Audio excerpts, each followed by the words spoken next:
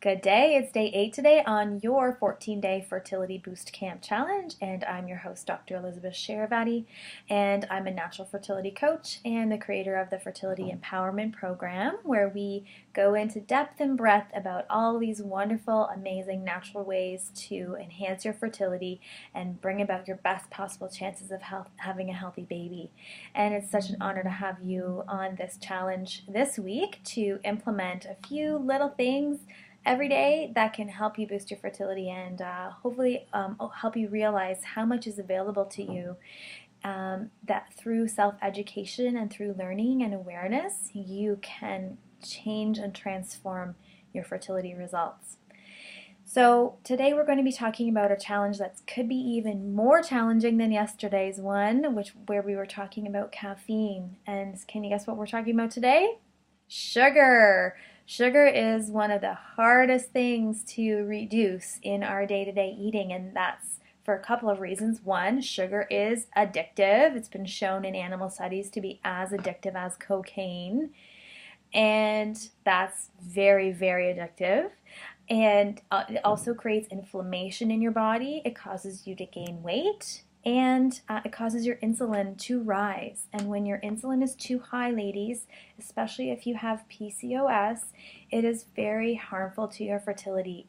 High insulin leads to high testosterone, which blocks ovulation from happening, and we don't want that to happen, right?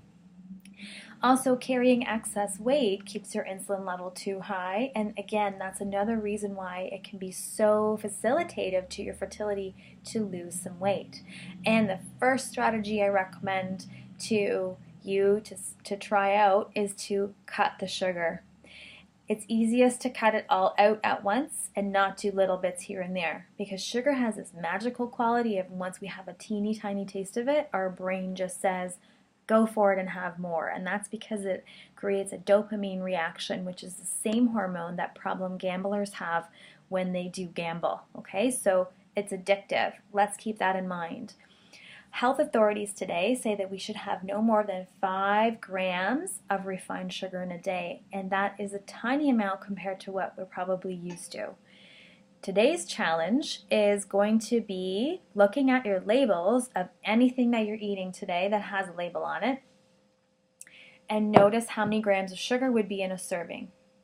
So, key places to look for sugar that you might not realize have a lot of sugar in them could be, of course, your desserts, but what about white bread or any kind of processed bread? What about ketchup or salsa or soup or canned beverages or even Tetra Pak beverages, juices and things like that?